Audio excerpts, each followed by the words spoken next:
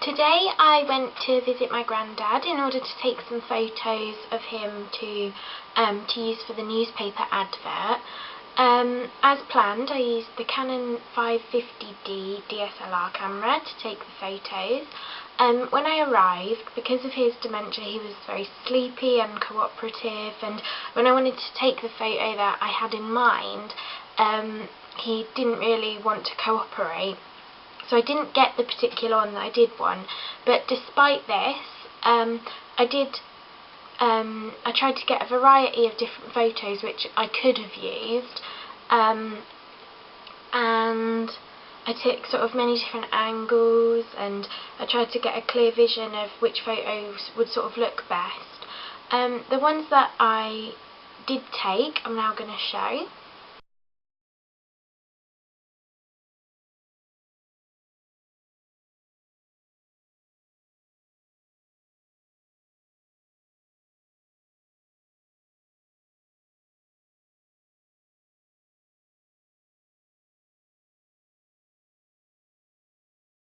And this photo, which I'm also now going to show, is the one which I did choose for my final product. It isn't how I initially pictured the image to be, because it's sort of, this photo isn't staged, but I feel because of that it sort of works better because it gives that sort of documentary feel to the product. It also shows how he's very distant and not sort of looking at the camera, and that sort of makes him look distressed and lost, which sort of corresponds with my documentary title, which is Lost in Time, Living with Dementia. And after seeing this photo, I actually feel it sort of is better than the initial idea I had, because when I originally wanted him sort of looking straight on at the camera, I think that sort of looks too, it doesn't look as authentic as the one I have chosen. And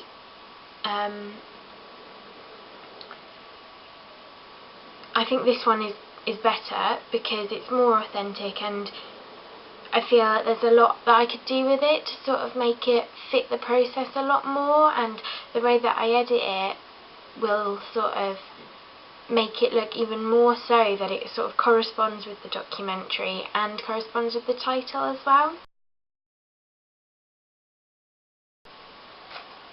Today I began editing my newspaper advert together, so I set up an Adobe Photoshop project, and I uploaded my chosen image. I then started playing around with the black and white settings, which was what I originally wanted to do. That was sort of my final plan for the newspaper advert. But sort of after I asked for feedback from sort of peers and people who were around me about what they thought of the black and white,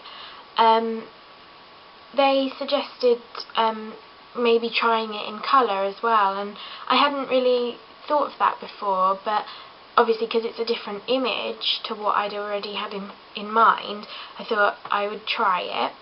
So therefore I uploaded the original image again, still keeping the black and white one so I could sort of compare the two, and I changed the saturation levels with curves, I changed the brightness and contrast levels, and I then sort of used the burnout tool to darken the edges after comparing this image to the black and white one I've created previously. I felt that I'd actually created a more authentic look, and it sort of looked like it fitted a documentary as well.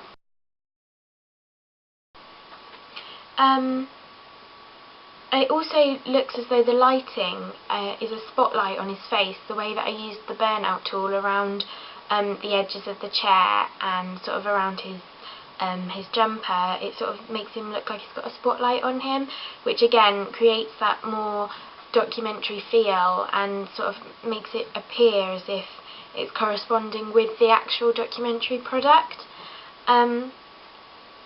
And it's like someone's filming him because of that light, the way that light sort of shines on his face.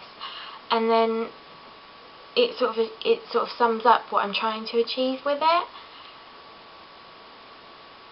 And because it has that documentary feel, it sort of what I wanted to do is make sure that the three products all link in together as much as possible. So the font that I'm going to use is the same font that I've used on the documentary titles, so they all sort of tie in together.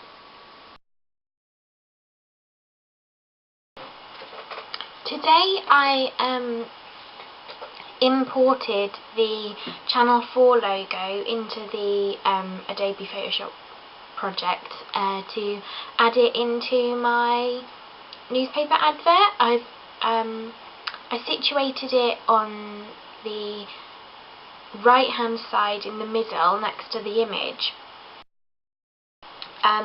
so that it was in sort of the code and conventional place that it would usually be on a normal newspaper advert. Obviously, because it's black, it doesn't tie in with the colours of anything else that I've used. In my original plan I was going to have it purple, but because I'm trying it out with colour at the moment instead of black and white, what I've done is I've changed the colour of the Channel 4 logo to like a khaki colour, so the same colour as my granddad's jumper. And obviously because I adjusted the brightness and contrast levels of that jumper yesterday, it's sort of a very vibrant colour and it stands out quite nicely. So that's the colour I changed the Channel 4 logo to, and it looks like this.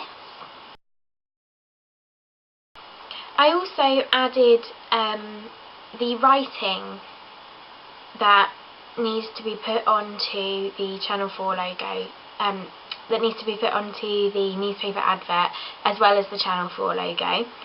And what it says is Lost in Time, living with dementia, and then underneath Wednesday 18th of January 9 PM. Now on most newspaper adverts that I've seen and sort of deconstructed, that sort of writing is usually placed in the bottom left hand corner of the newspaper advert. However, one of the ways in which I'm sort of challenging the codes and conventions is I'm going to place it in the top left hand corner, because the image sort of takes up 3/4 of the screen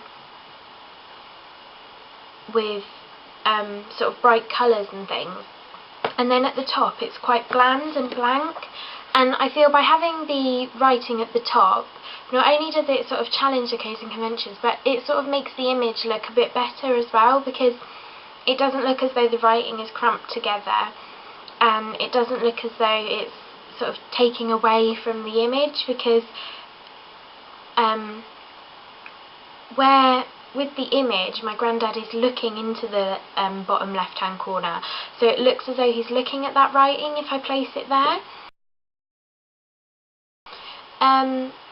Whereas if I have it at the top, it looks sort of out of the way and it's not affecting the image and sort of breaking the verisimilitude.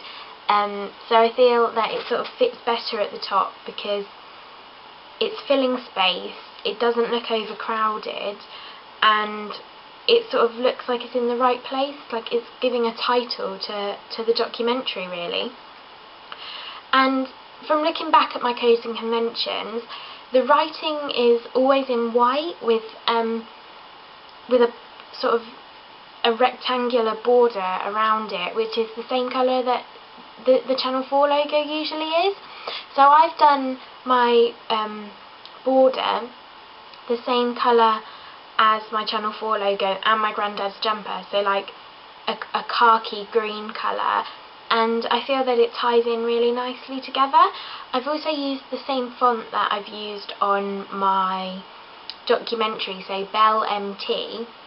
I feel that by having the same font, everything ties in together. It's obvious that they're for the same thing, and although it's a small detail, it sort of adds them all together quite timelessly and seamlessly really, so they fit in quite nicely.